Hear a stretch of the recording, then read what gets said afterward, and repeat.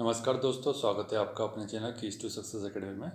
आज के इस वीडियो में यूनिट 3 का अपन टेस्ट देखेंगे जो कि इंडियन ज्योग्राफी से संबंधित है।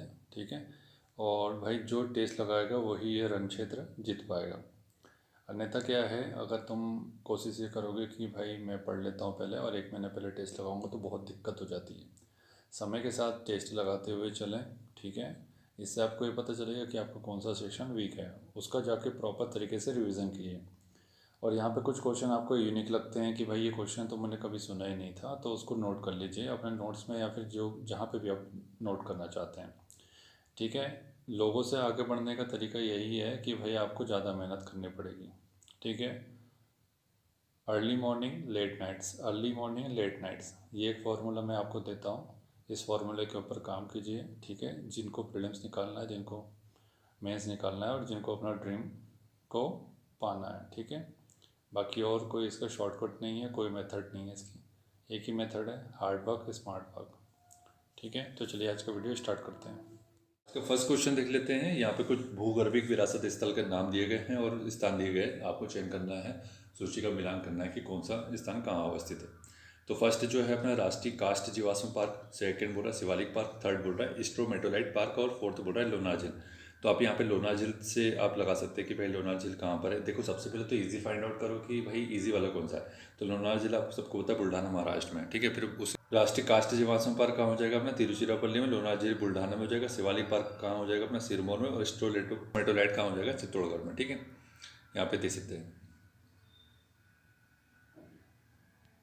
नेक्स्ट है कि निम्न में से कौन सा केंद्र शासित राज्य है। तो इसका राइट आंसर हो जाएगा लद्दाख। आपको पता है, इजी क्वेश्चन है। कर्क रेखा कितने राज्यों से जाती है भारत के, तो ये हो जाएगा अपना 8 राज्यों से जाती है वेस्ट टू ईस्ट। अगर आपने देखना चाहते हैं तो यहाँ पे आप देख सकते हैं कि पहले पे है गुजरात, फिर राजस्थान, मध्य प्रदेश, छत्तीसगढ़, झारखंड, पश्चिम बंगाल, त्रिपुरा, मिजोरम से जाएगी। ठीक है, सबसे कम विस्तार कहाँ पर है, राजस्थान में। सबसे अधिक विस्तार मध्य प्रदेश में। ठीक है, और कुछ शहर के नाम अगर आप देखना चाहते हैं तो गांधीनगर, उज्जैन, रांची। ठीक है, रांची कैपिटल है। ठीक है, और भोपाल हो जाएगा, फिर अगरतला हो जाएगा। नेक्स्ट देखते हैं कि भारत और बांग्लादेश के मध्य विवाद का विषय कौन सा है। विवाद का विषय हो जाएगा यहाँ पे न्यूमोर आइलैंड, जो बी ऑप्शन है उसी से संबंधित है। ठीक है, और इससे संबंधित जो अपना संविधान संशोधन है वो 100 नंबर का है। ठीक है, इंदिरा पॉइंट स्थित है भाई। इंदिरा पॉइंट कहाँ पर, इंदिरा कॉल है। इंदिरा पॉइंट में आपको कन्फ्यूजन होता है, तो इंदिरा पॉइंट अपना साउथ में हो जाएगा, इंदिरा कॉल अपना नॉर्थ में हो जाएगा। तो नॉर्थ से कॉल लगाया जा रहा है साउथ में पॉइंट पर, ऐसे याद रखिएगा। तो राइट आंसर क्या हो जाएगा इसका, इंदिरा पॉइंट कहाँ पे, निकोबार के दक्षिण में। ठीक है, यह ध्यान रखिएगा। नेक्स्ट क्वेश्चन देखते हैं।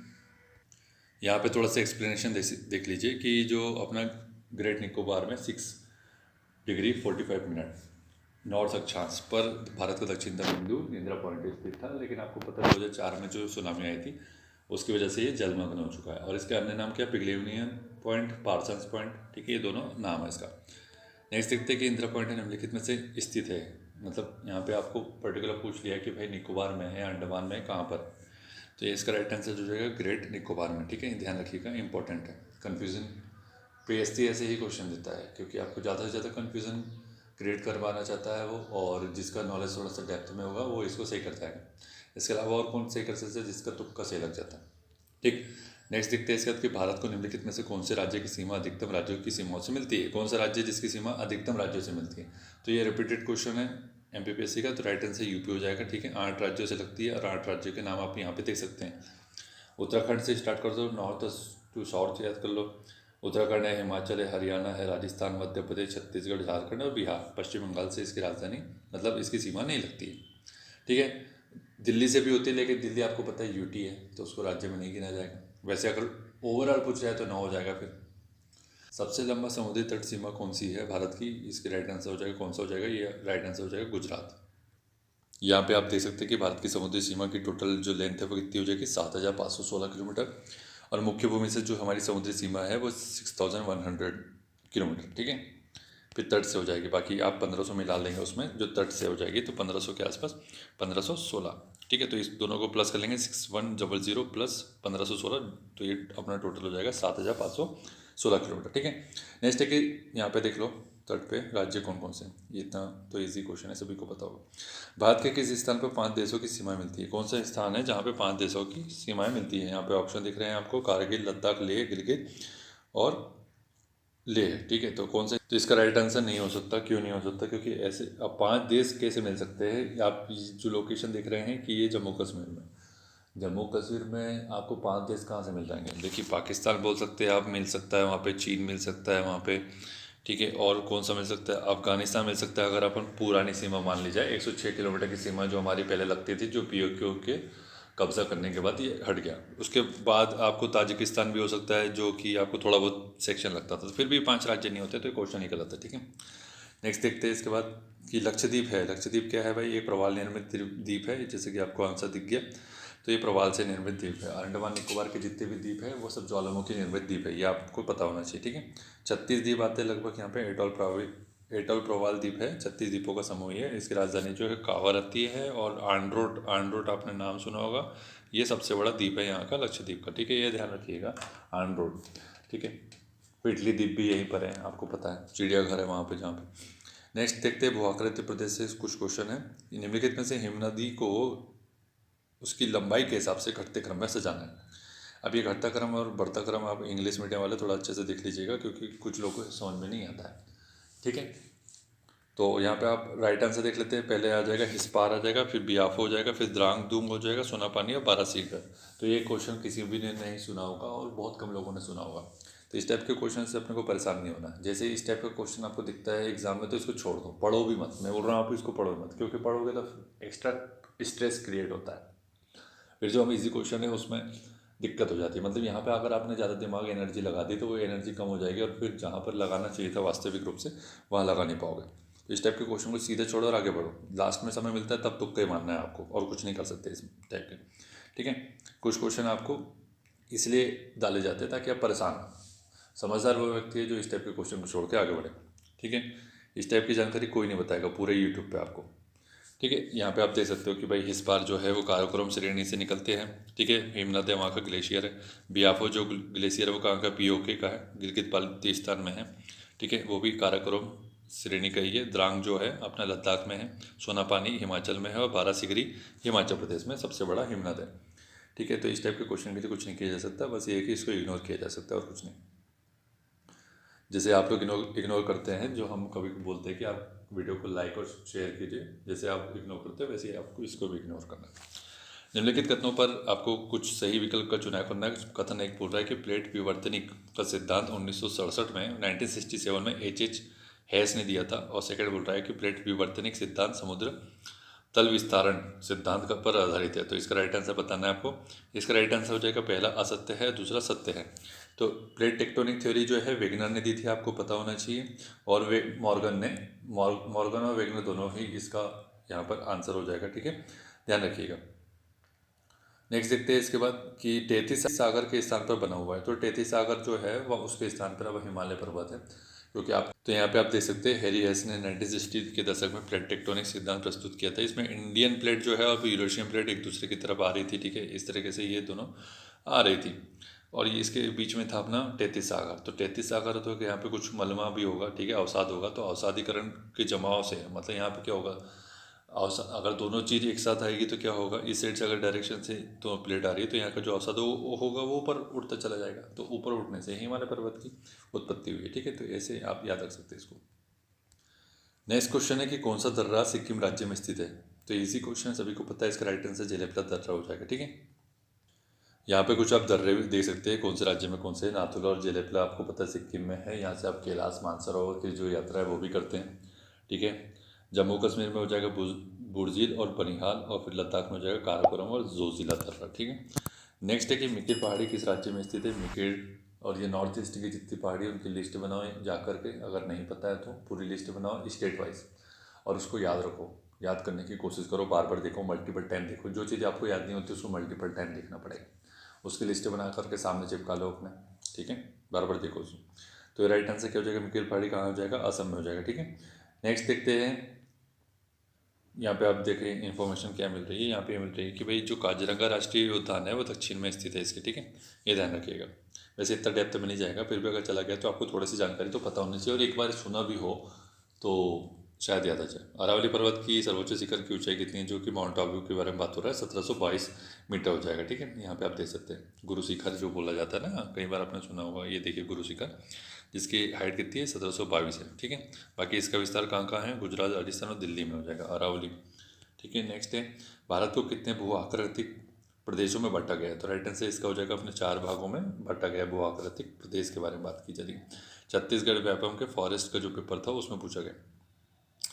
हिमालय की निम्न में से किस घाटी को दूनो द्वार कहते हैं। तो इजी है, शिवालिक हिमालय में बोला जाता है दूनो द्वार, जैसे हरिद्वार, केतलीदून, पाटलीदून, इस टाइप का। ठीक है, यहाँ पे आप देख सकते हैं देहरीदून, कोटलीदून, पाटलीदून, हरिद्वार।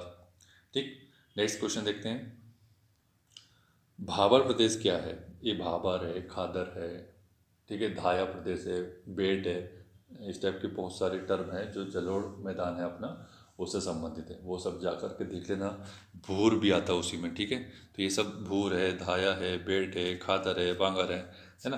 तो ये भाबर क्या है भाई, भाबर हो जाएगा भारी कंकड़ पत्थर बजरी का जमा होता है यहाँ पर। ठीक है, नेक्स्ट देखते हैं, यहाँ पे देख लो शिवालिक में है ना, यहाँ पे मैं जो आपको बता रहा था भाबर, तराई, बांगर, खादर, ये सब आपको डेफिनेशन देख लेना। एक तो पीएससी के मेंस पॉइंट ऑफ व्यू से भी इम्पोर्टेंट है और प्रीलिम्स के हिसाब से तो इम्पोर्टेंट है ही। भूगर्भिक संरचना के संबंध में कुछ क्वेश्चन दिए गए हैं और इस टाइप के क्वेश्चन नहीं आएगा। ठीक है, फिर भी यहाँ डाल दिए गए तो कोई इशू नहीं है, अपन देख लेते हैं इसको। और इस टाइप के क्वेश्चन मैंने आपको बताया ना, जब ये क्वेश्चन आया तो आपको पढ़ने नहीं है। अभी तो अपन यहाँ टेस्ट सीरीज देख रहे तो अपन इसको डिस्कस कर लेते हैं, लेकिन जब मेन पेपर देंगे अपन तो इस टाइप के क्वेश्चन को इग्नोर करते हुए चलना अपने को, या फिर आप पेंसिल से इसको मार्क कर ले, या फिर पीछे जो अपनी रफ कॉपी होती है ना, मतलब रफ पेज जो होता है उसमें नंबर लिख लीजिए कि भाई 10th नंबर का क्वेश्चन को मेरे को बाद में डील करना है, 20 नंबर का क्वेश्चन बाद में डील करना है। ठीक है, तो एक्स्ट्रा पैनिक नहीं हो गए और आपको ये भी पता चल जाएगा कि भाई मुझे क्वेश्चन कौन से देखने हैं। ठीक है, को के सही काल क्रमबद्ध को चुने और सही पुराना, सबसे पुराना वाला सबसे पहला आएगा, उस हिसाब से आपको इसको बताना है, मतलब अरेंज करना है इसको। तो अरेंज कर कीजिए। अब देखिए, जिसने यहाँ पे साइकिल देखी होगी आपको पता है कि 2021-22 के जो 21 के जो पेपर था आपको पता होगा, तो वहाँ पर एक भूगर्भिक आपका जो टाइम पीरियड था उसके बारे में थी जानकारी, तो वहाँ का थोड़ा बहुत याद होगा आपको, तो आपको पता चल जाएगा। तो राइट आंसर देख लेते हैं इसका, पहले हो जाएगा इयोसिन, मायोसिन, प्लायोसिन, प्लेस्टोसिन और होलोसिन। ठीक है, तो होलोसिन अभी का है, बाकी इयोसिन सबसे ओल्डेस्ट है, यह ध्यान रखिएगा।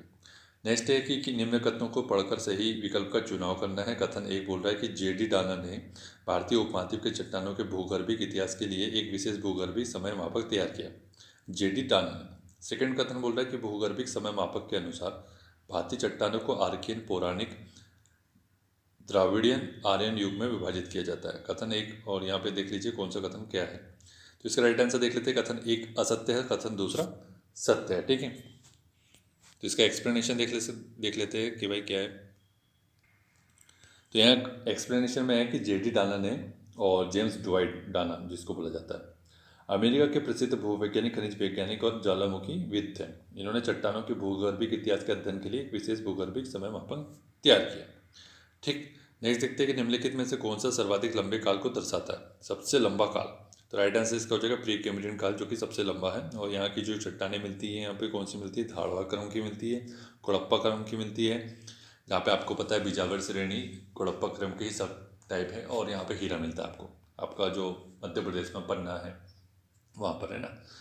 नेक्स्ट है कि विंध्यन चट्टानें भी इसी से संबंधित है। ठीक है, नेक्स्ट देखते हैं इसके बाद कि अफवाह तंत्र और नदियाँ परियोजना के ऊपर कुछ क्वेश्चन है कि निम्नलिखित राज्यों को वहाँ निर्मित बड़े बांधों की संख्या के आधार पर घटते क्रम में सजाना है।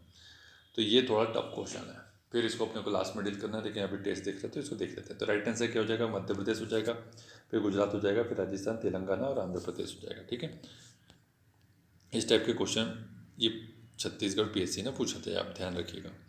ठीक है, नेक्स्ट क्वेश्चन देखते हैं कि निम्नलिखित में से कौन सी नदी ज्वारनाथमुख, जिसे एस्चुरी बोला जाता है, का निर्माण करती है, कौन सी नदी है वो।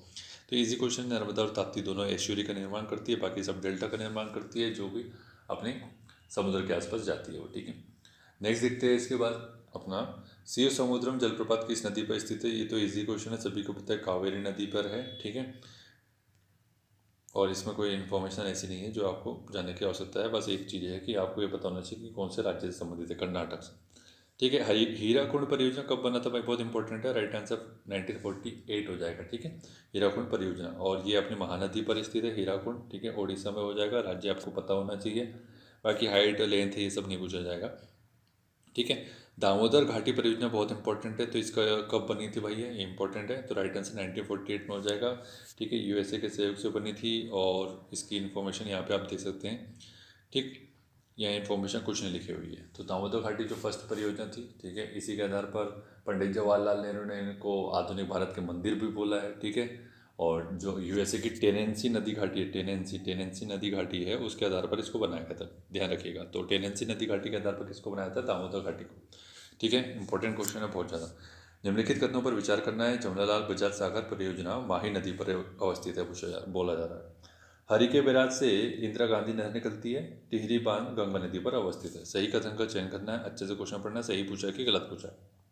तो इसका राइट आंसर क्या हो जाएगा, इसका राइट आंसर हो जाएगा अपना, देखो टिहरी बांध जो है अपना गंगा नदी पर नहीं होगा, भागीरथी और बिलांगना में होगा, ठीक है। बाद में जब ये अलकनंदा से मिलती तब गंगा कहलाती है, तो ये इस हिसाब से गलत हो जाएगा, बाकी सभी सही हो जाएगा, ठीक है। ये ध्यान रखिएगा। नेक्स्ट क्वेश्चन देख लेते हैं यहाँ पर।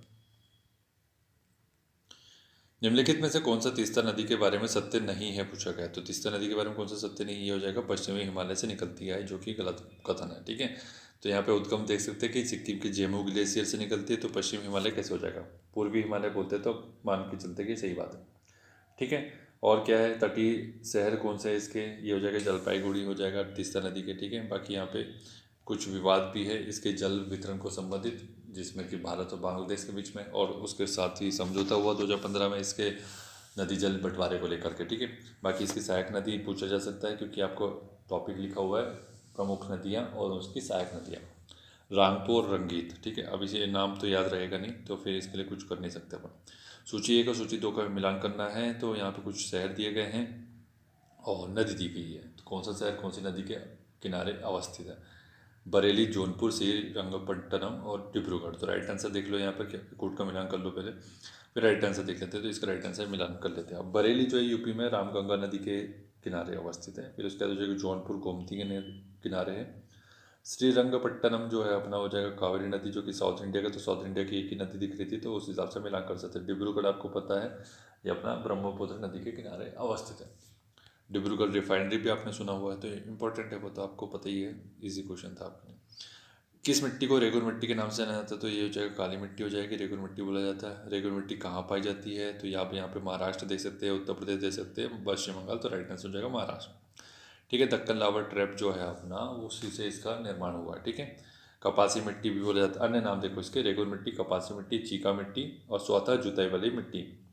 स्वतः जुताई करती है वो अपनी, मतलब फट जाती है ना, जब पानी की कमी हो जाती है तो फट जाती है। आपने जो लोग अब खेत देखा होगा जिन्होंने, उनको समझ में आता होगा कि क्या बोला जा रहा है। नेक्स्ट है कि प्राकृतिक वनस्पति के ऊपर कुछ क्वेश्चंस है। महोगनी किस प्रकार का वन है, ये मैं बहुत पहले बोल चुका हूँ कि अपना ईस्टर्न हिमालय, वेस्टर्न हिमालय और अपना साउथ इंडिया का जो वेस्टर्न घाट वाला है, यहाँ पे जो फॉरेस्ट पाया जाता है उसकी लिस्ट बनाओ, और लिस्ट बनाने के साथ वो कौन से क्लाइमेट से संबंधित है वो लिखो, क्योंकि क्वेश्चन बनता है भाई, सीधा क्वेश्चन बनता है, फिर नहीं बनता आपसे एग्जाम में तो दिक्कत होती है ना। तो महोगनी किस टाइप की हो जाएगी, ये हो जाएगी उष्णकटिबंधीय सदाबहार वन में आ जाएगा, महोगनी आबुल सीसी में आएगा, ठीक है। नेक्स्ट है यहाँ पे देख लो, ठीक है, जैव विविधता पाई जाती है यहाँ पर, वहीं पे ये पाया जाता है। और जो अपना हो जाएगा जैसे आयरन वुड हो जाएगा, रबड़ हो जाएगा, रोजवुड हो जाएगा, और 200 सेंटीमीटर से अधिक वर्षा चाहिए सदाबहार, जहाँ पे फॉरेस्ट हो वहाँ पर, ठीक। पर्यावरण वन प्रदूषण से संबंधित देख लो, तो नागफनी किस प्रकार के वन में आता है, नागफनी तो ये आपको पता है कि मरुस्थलीय वन में राजस्थान में मिलता है, कैक्टस भी बोला जाता है इसको, वहाँ मिलेगा। भारत वन प्रतिवेदन 2019 के अनुसार भारत के कुल भौगोलिक क्षेत्र के कितने प्रतिशत भाग वन और वृक्षों से आच्छादित है। 2019 की रिपोर्ट पूछा है, 2021 की नहीं पूछा, तो राइट आंसर क्या हो जाएगा 24.56, ठीक है, 24.56 हो जाएगा, ठीक। नेक्स्ट है कि पर्यावरण प्रदूषण से संबंधित निम्नलिखित रोगों का मिलान करना है। जल प्रदूषण, वायु, मृदा, ध्वनि, तो किससे किससे क्या क्या हो सकता है, ठीक है। तो दिल्ली आप लोग गए होंगे या फिर आपने न्यूज़ में तो सुनते रहते हैं, तो वायु प्रदूषण से तो ब्रोंकाइटिस हो जाता है, लंग्स का पार्ट है, ब्रोंकियोल्स, ब्रोंकाइटिस, ये सब, ठीक है। बाकी मृदा, ये हो जाएगा जल प्रदूषण से हो जाएगा गैस्ट्रोइंटेंटिस, और फिर उसका हो जाएगा वायु प्रदूषण से ब्रोंकाइटिस, मृदा प्रदूषण से हो जाएगा अपना खाद्य विषाक्तता, ध्वनि प्रदूषण से डेफनेस हो जाएगा, डेफनेस, ठीक है, बहरापन कहने का मतलब ये। तो कई बार हिंदी वाले जो लोग हैं उनको तकलीफ होती है, क्योंकि यहाँ पे बहरापन न लिख करके डेफनेस लिखा हुआ है, तो इंग्लिश मीडियम मतलब इंग्लिश में जो लिखा हुआ है उसको अपने को एक बार देखना है। तो ब्रोंकाइटिस, ब्रोंकियोल्स, ब्रोंकी, ये सब अपने लंग्स से संबंधित है, ठीक है, उसी के पार्ट है, तो उससे संबंधित है। ग्रीन मफलर का उपयोग किस प्रदूषण को रोकने के लिए किया जाता है? तो ये आपको पता है, हाईवे जो होता है ना, जैसे ये हाईवे है, 2 लेन मान लो, अपना 2 लेन है, तो यहाँ पर ये जो बीच का सेक्शन होता है, यहाँ पर अपन जो छोटे छोटे पौधे लगाते हैं, इसको बोला जाता है ग्रीन मफलर, ठीक है। तो इसको देख लेते हैं ध्वनि प्रदूषण से संबंधित, क्योंकि आपको पता है हाईवे पे बहुत सारे ट्रक चलते हैं, बहुत सारी चीज़ चलती है, ध्वनियाँ बहुत, प्रदूषण बहुत ज़्यादा होता है, अनावश्यक हॉर्न मारते हैं लोग, शहर में भी मारते हैं, बाहर भी मारते हैं, तो उससे संबंधित है, ठीक है। नेक्स्ट देखते हैं कि मिनीमाटा रोग जल प्रदूषण के निम्न में से कारण से होता है। मतलब मिनीमाटा रोग किसके कारण होता है? राइट आंसर हो जाएगा पारा की वजह से, जिसको बोलते हैं मर्क्यूरिक क्लोराइड, ठीक है। अब ऐसा पारा नहीं लिखा होता है, ये फिर आपको देखना है थोड़ा सा केमिकल नेम टाइप का उसका, ठीक है। यहाँ देख लो, मरकरी युक्त मछली खाने से यह होता है, ठीक है। जो लोग मछली खाते हैं तो उन्हीं को ये समस्या होगी। सबसे पहले पहचान हुआ था जापान में। क्लोरोफ्लोरोकार्बन के कारण वायुमंडल में निम्न में से किसकी मात्रा में गिरावट आती है? किसकी? ओजोन की वजह से, ओजोन में दिक्कत आ जाएगी इसकी वजह से, ठीक है। उष्णकटिबंधीय ट्रॉपिकल रेन फॉरेस्ट की विशेषता क्या है? राइट आंसर इसको जगह अधिकतम जैव विविधता पाई जाती है इस एरिया में, ठीक है। यहाँ आप देख सकते हैं, इसको धरती का फेफड़ा बोला जाता है, जो कि इंपॉर्टेंट फैक्ट है, ये ध्यान रखिएगा। इनमें से कौन सा सामाजिक वानिकी अभिवृद्धि कार्यक्रम के अंतर्गत नहीं आता, पूछा गया। तो यहाँ पे 4 ऑप्शन दिख रहे हैं, चारों में से राइट आंसर क्या हो जाएगा? सरकार का नियंत्रण नहीं आता है। बाकी आपको यहाँ पे दिख रहा है कि एग्रो फॉरेस्ट्री आएगा, ठीक है, सामुदायिक वानिकी आ जाएगा, राष्ट्रीय वानिकी आ जाएगा इसमें। भारत में संयुक्त वन प्रबंधन परिकल्पना की शुरुआत कब से हुई है? JFM के बारे में बात की जा रही है, बहुत इंपॉर्टेंट टॉपिक है ये। राइट आंसर 1990 के बारे में बात हो रही है, ठीक है। 1988 की जो अपनी वन नीति थी उसमें संशोधित करके 1990 में इसको शामिल किया गया था। भारत का वह राज्य जिसमें घड़ियाल की 3 प्रजातियां हैं और घड़ियाल परियोजना आरंभ की गई, तो राइट आंसर उत्तर प्रदेश हो जाएगा, 1975 से स्टार्ट की गई। भारतवर्ष में पश्चिमी घाट को जैव विविधता का तप्त स्थल, हॉट स्पॉट कहा जाता है, और उसका कारण क्या है, क्यों कहा जाता है इसको? तो ये इसलिए कहा जाता है क्योंकि यहाँ पर उच्च एंडेडिज्म पाया जाता है। नेक्स्ट देखते हैं, और यहाँ पे आप थोड़ा एक्सप्लेनेशन दे सकते हैं कि पश्चिमी घाट के पश्चिम में 200 सेंटीमीटर से अधिक की वर्षा होने के कारण सदाबहार वन पाए जाते हैं, ठीक है, जहाँ वनस्पति की विविधता होने से तप्त स्थल का दर्जा प्राप्त हुआ है, ठीक है। और भारत में जो 4 हॉट स्पॉट है वो कौन कौन से, इनके नाम याद रखो और कंठस्थ कर लो। पहला कि भाई पूर्वी हिमालय, दूसरा बोल रहा है पश्चिमी घाट और श्रीलंका, तीसरा बोल रहा है इंडो वर्मा और सुंडरलैंड और निकोबार आइलैंड। इंपॉर्टेंट है, याद रखना ही है, किसी भी कीमत पर याद रखो, बहुत इंपॉर्टेंट। वह शाखा जिसमें वनों और काष्ठ का वन पारिस्थितिकी एवं सिल्वीकल्चरल सिस्टम का अध्ययन किया जाता है, उसको क्या कहा जाएगा? सिल्वीकल्चर कहा जाएगा, ठीक है, ठीक है। तो यहाँ पे इन्होंने इसका आंसर सेरिकल्चर दी थी, जो कि गलत है, सिल्वीकल्चर ही राइट आंसर इसका हो जाएगा। सेरिकल्चर क्या हो जाएगा? रेशम पालन, और सिल्वोलॉजी हो जाएगा वन वानिकी काष्ठ विज्ञान का अध्ययन, ठीक है। नेक्स्ट देखते हैं इसके बाद कि विश्व जल दिवस की अंतर्राष्ट्रीय पहल किस शहर में 22 मार्च 1992 में आयोजित पर्यावरण तथा विकास के संयुक्त राष्ट्रीय सम्मेलन में की गई थी? तो ये ऑप्शन देख लीजिए चारों, ठीक है। तो कब की गई थी और किस लिए की गई थी? राइट आंसर इसका हो जाएगा सी, विश्व जल दिवस की अंतर्राष्ट्रीय पहल रियो डी जनेरियो, जो कि ब्राज़ील में अवस्थित है, तब की गई थी, ठीक है। नेक्स्ट यहाँ पे देख लो, पृथ्वी सम्मेलन के बारे में जो जानकारी है कि 22 मार्च को आपको पता है हर साल विश्व जल दिवस मनाया जाता है, ठीक। नेक्स्ट है कि प्रमाण पत्र जो यह प्रदर्शित करता है कि शासन या कंपनी पर्यावरण से एक निश्चित मात्रा में कार्बन डाइऑक्साइड निष्कासित करने के लिए भुगतान करता है, उसको क्या कहा जाता है? क्योटो प्रोटोकॉल से संबंधित है, ठीक है। राइट आंसर कार्बन क्रेडिट की अवधारणा हो जाएगा, ठीक है। क्लीन डेवलपमेंट मैकेनिज्म का ही पार्ट है ये, और ये क्योटो प्रोटोकॉल से संबंधित है 1997, ठीक है। यहाँ दिखा भी हुआ है, देख लो, ठीक है। कार्बन फुटप्रिंट हो जाएगा, कार्बन डेटिंग क्या हो जाएगा, ये सब जानकारी आपको पता होनी चाहिए। आप यहाँ पे मैं वीडियो को पॉज करके आप लोग देख सकते हैं और पढ़ सकते हैं, ठीक है, ताकि 1-2 बार पढ़ लेंगे इस टाइप की चीज़ तो ध्यान रखती है। नेक्स्ट क्वेश्चन देखते हैं, कार्बन इंडेक्स क्या होता है, ये भी पढ़ लो यहाँ से, ठीक है। नेक्स्ट है कि धारित विकास लक्ष्य में कितने लक्ष्य शामिल किए गए? अब इस टाइप का आपको कभी कभी कन्फ्यूज़ करता है, लैंग्वेज में फंसाने की कोशिश करता है। तो SDG के बारे में बात हो रही है, सस्टेनेबल डेवलपमेंट गोल्स, ठीक है। तो यहाँ पे 17 लक्ष्य है, तो यहाँ आप देख सकते हैं कि 2015 में इसको अपनाया गया था, 2030 15 साल में अपने को अचीव करने के लिए बोला गया है सभी को, जितने भी विश्व के देश है। लेकिन ये होना नहीं है, क्यों नहीं होना है? कि रूस यूक्रेन वार चल रहा है और बहुत सारी समस्या चल रही है देश विदेश में, ठीक है। ट्रेड वार हो गया, फिर उसके बाद अपना इसराइल और फिर जो अरब देश है उसके बीच में जो संकट चल रहा है, और वो बढ़ता ही चला जाएगा, ठीक है। आर्थिक सर्वेक्षण 2020-21 के अनुसार निम्न राज्यों को दुग्ध उत्पादन के आधार पर घटते क्रम में सजाना है। 2021 के हिसाब से पूछा है, ठीक है। तो राइट आंसर मध्य प्रदेश हो जाएगा, फिर उसके बाद गुजरात, फिर राजस्थान, पंजाब, फिर हरियाणा हो जाएगा, ठीक है। नेक्स्ट है कि यहाँ बाकी इन्फॉर्मेशन देख लो कि ये जो NDRI है, जो अपना जो नेशनल डेयरी रिसर्च इंस्टीट्यूट है हरियाणा के करनाल में, ठीक है, इंपॉर्टेंट है। और नेशनल डेयरी डेवलपमेंट बोर्ड की स्थापना 1965 में गुजरात के आनंद में की गई थी, ध्यान रखिएगा। वर्गीस कुरियन को जो श्वेत क्रांति है, वाइट रेवोल्यूशन का फादर बोला जाता है, ये भी फैक्ट ध्यान रखिएगा। कृषि जनगणना 2015-16 के संदर्भ में कौन सा सही कथन है पूछा गया, तो यहाँ पे ऑप्शन देख लो, ठीक है। इसका राइट आंसर बता देते हैं। इसका राइट आंसर हो जाएगा 1 2 3। अर्थात क्या हो बोला जा रहा है, इसका बोला जा रहा है कि लघु और सीमांत किसान कुल किसानों का 86.2% है, ठीक है। लघु और सीमांत किसान से संबंधित मतलब ये है कि 2 हेक्टेयर से कम भूमि है इन लोग के पास। सेकंड बोला कि जबकि वे केवल 47.3% फसल क्षेत्रों के मालिक है, ठीक है। ये बताया गया 2 इन्फॉर्मेशन जो आपके in men's point of view से भी इंपॉर्टेंट है। सेकंड बोल रहा है कि राज्यवार कृषकों की कुल संख्या के आधार पर महाराष्ट्र तीसरे नंबर पर आता है। राज्यवार कुल जोती गई भूमि के क्षेत्रफल के आधार पर राजस्थान प्रथम स्थान पर आता है, ठीक है। तो फर्स्ट सेकंड थर्ड प्लेस पे जो भी चीज़ें होती है वो सबको याद रखना है अपने को। फर्स्ट से काम नहीं चलेगा। नेक्स्ट है कि यहाँ पे उचित और लाभकारी मूल्य FRP के बारे में बात हो रही है, ठीक है। FRP के बारे में बात हो रही है। तो ये निम्न में से किस फसल से संबंधित है, तो ये हो जाएगा गन्ने से संबंधित है। ये इंपॉर्टेंट है और ईजी भी है, आपको सभी को पता है। और इसका निर्धारण कौन करता है, CACP की सिफारिश के आधार पर केंद्र सरकार करती है, ध्यान रखिएगा, केंद्र सरकार, ठीक है। CACP मतलब कृषि लागत और मूल्य आयोग, ठीक है। नेक्स्ट, और यहाँ पर आपको जो इसकी अध्यक्षता कौन करता है, जैसे आर्थिक मामलों की जो मंत्रिमंडल समिति होती है उसकी अध्यक्षता प्रधानमंत्री करते हैं, ठीक है। और CACP अपनी जो सिफारिश करती है और केंद्र सरकार इसकी घोषणा करती है, ध्यान रखिएगा, ठीक। और गन्ना आयोग जो है, गन्ना से संबंधित आयोग बना था एक, कौन सा, रंगराजन समिति बनी थी। रिपोर्ट के आधार पर इसको लागू किए गए थे FRP, ये ध्यान रखिएगा। तीनों चारों फैक्ट बहुत इंपॉर्टेंट है, ठीक है। नेक्स्ट देखते हैं इसके बाद। नेक्स्ट क्वेश्चन है कि कृषि के संबंध क्षेत्र से क्या आशय है, और मेंस में 24 में ये क्वेश्चन भी आया कि कृषि और संबंध क्षेत्र से संबंधित सरकारी प्रयास जो किए जा रहे हैं उसके बारे में लिखिए, ठीक है। तो क्वेश्चन को अच्छे से पढ़ना है, यहाँ पर आपको तीनों ही इससे संबंधित हो जाएंगे, ठीक है।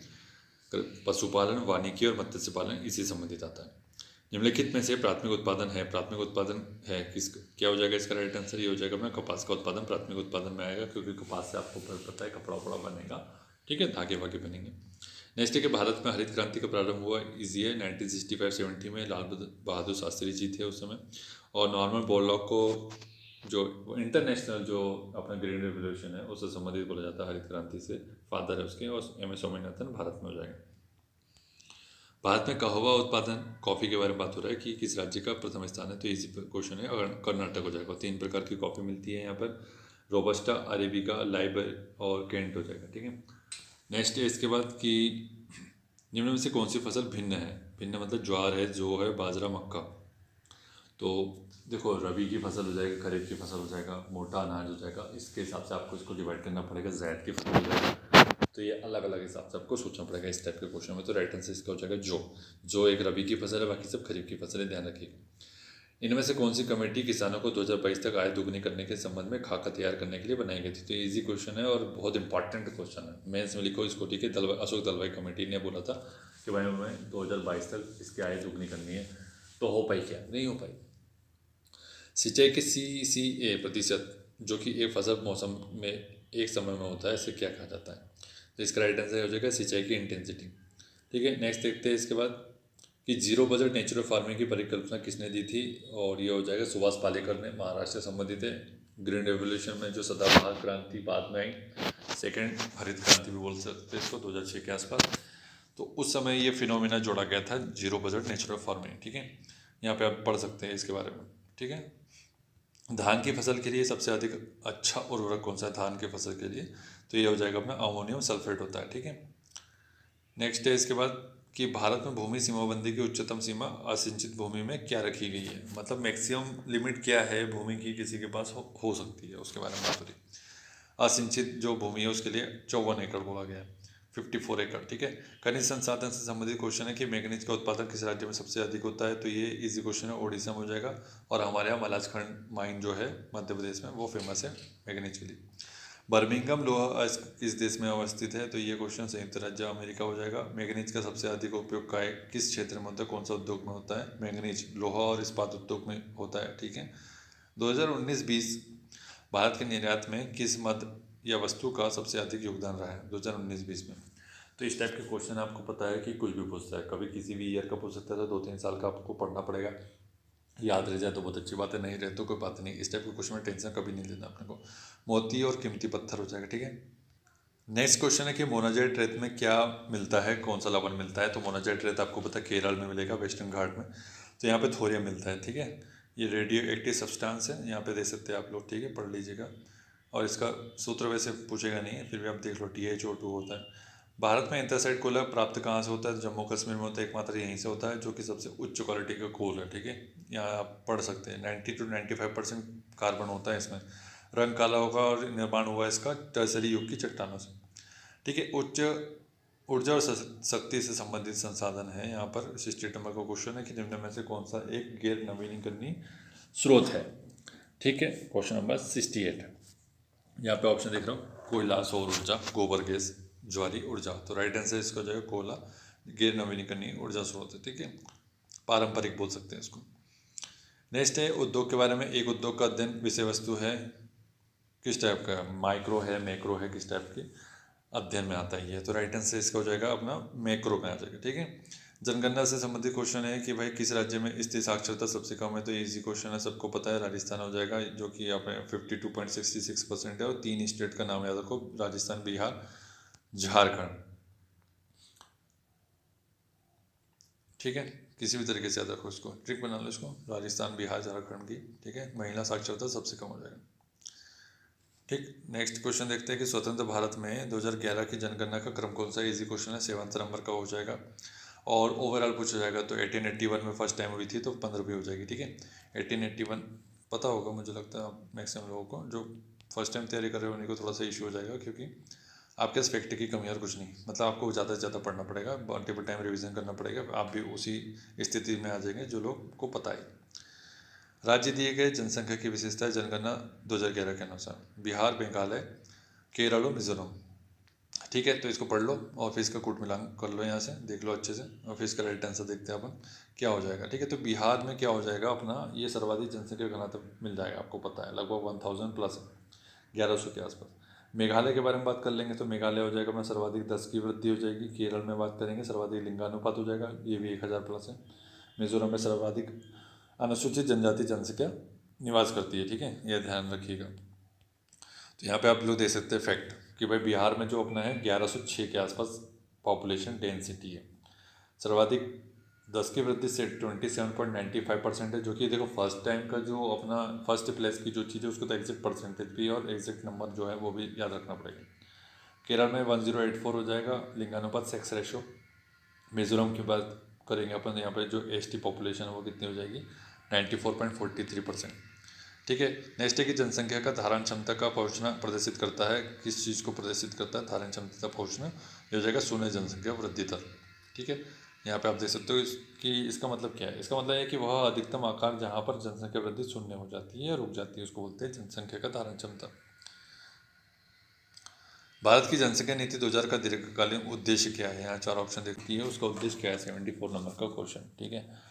तो राइट आंसर इसका क्या हो जाएगा अपना कि भाई 2040 तक हमको स्थिर जनसंख्या रखने का लक्ष्य रखा गया था, लेकिन यह प्राप्त हो नहीं पाएगा, तो इसको अपने अपडेट कर दिया, ये 2070 हो जाएगा, ध्यान रखिएगा, ठीक है, अपडेट कर दिया उसको। भारत की जनगणना 2011 के लिए निम्नलिखित कथनों पर विचार करना है। यहाँ पे 4 ऑप्शन दिख रहे हैं, कूट मिलान तो नहीं है, नहीं है, ठीक है। तो यहाँ भारत की जनगणना जनसंख्या बोल रहा है 121 करोड़ है, बोल रहा है। फिर उसके बाद कि भारतवर्ष में 6 वर्ष से कम आयु के बच्चों की संख्या 13 करोड़ है। इस राज्य की जनसंख्या, कौन से राज्य की? इस राज्य की जनसंख्या 2.56 करोड़ है, ठीक है। और इस राज्य में 6 वर्ष से कम आयु के बच्चों की संख्या 35 लाख है। तो यहाँ पे राज्य का नाम ही नहीं लिखा है, तो इस टाइप की मिस प्रिंट हो जाता है, तो कोई बात नहीं, यहाँ पे कोड का मिलाना है। और यहाँ पे आप एक्सप्लेनेशन में देख लेते हैं कि भाई भारत की जो पहले तो बात 121 करोड़, ठीक है, 6 वर्ष के कम आयु के बच्चों की संख्या 13 करोड़ है, 16 करोड़ है, 13% है। बाकी राज्य का नाम लिखा नहीं, तो हम क्या बताते कौन से राज्य का नाम बात हो। कौन सा नगर निगम 2 नगरों को मिलाकर के बना है? तो ये फालतू क्वेश्चन है, हुगली और धारवाड़, ठीक है, इस टाइप के क्वेश्चन नहीं आते। ठीक है। जो आता है वो अपन उसको बता देते हैं, और जो क्वेश्चन बिल्कुल नहीं आपसे बन सकते उसको भी अपन तरीका बता देते हैं आपको। यही एक अपनी स्पेशलिटी है कि आप उन क्वेश्चन को डील करना बताते हैं आपको। ऐसा कोई आपको बताएगा नहीं, आपको जहाँ पर चार चीज़ें बता देंगे कुछ लोग टेस्ट सीरीज में, लेकिन आपको ये डीलिंग नहीं बताएंगे कि आपको कैसे डील करना है क्वेश्चन को। पिग्मी किस क्षेत्र में निवास करते हैं, तो ये राइट आंसर भूमध्य प्रदेश, भूमध्य रेखीय प्रदेश में निवास करती है, ठीक है, कांगो नदी बेसिन में, अफ्रीका में।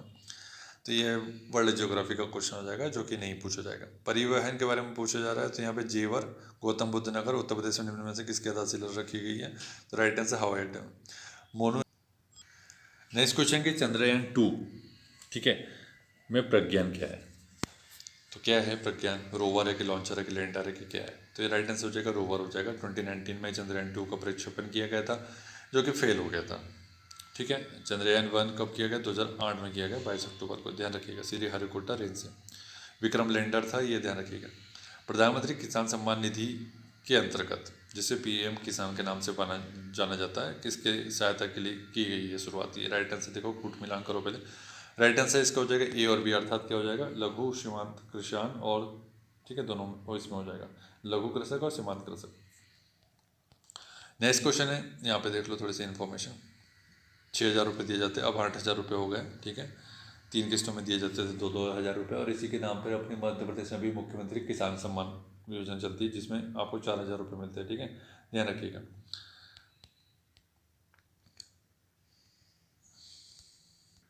नेक्स्ट क्वेश्चन है यहाँ पे कि उचित संबंध का जोड़ी करना है, यहाँ पे राष्ट्रीय फिल्म संग्रहालय, IVRI, और भारतीय विज्ञान संस्थान TIFR, तो ये कहाँ कहाँ है आपको मिलान करना है, तो राइट आंसर देख लेते हैं इसका, आप लोग मिलान कीजिए, कर लिया होगा मिलान, तो राइट आंसर इसका हो जाएगा, अपने यहाँ पे देख लो कि राष्ट्रीय फिल्म संग्रहालय पुणे में है, ठीक है। फिर उसका IVRI जो बोला जाएगा बरेली में, भारतीय विज्ञान संस्थान बेंगलुरु में IISc, और TIFR जो अपना है वो हो जाएगा अपना मुंबई में, ठीक है, Tata institute of fundamental research, TIFR। Appalachian पर्वत किस देश में स्थित है पूछा गया, तो राइट आंसर संयुक्त राज्य अमेरिका हो जाएगा। करंट से संबंधित क्वेश्चन था, ये पूछ लिया इन लोगों ने। पंजशीर घाटी निम्न में से किस देश का प्रांत है, ये हो जाएगा सी, अफगानिस्तान का, करंट अफेयर से संबंधित है, ठीक है। निम्न में से कौन सा क्वाड देशों का समूह है, क्वाड देश में कौन से आते हैं, 4 आते हैं, जापान, भारत, अमेरिका, ऑस्ट्रेलिया, ध्यान रखिएगा। क्वाड के 4 सदस्यों का देशों का जो समूह है निम्न में से कौन सा है, तो कौन शामिल है, अभी ऊपर ही देखा, तो फिर इसको क्या देखें। और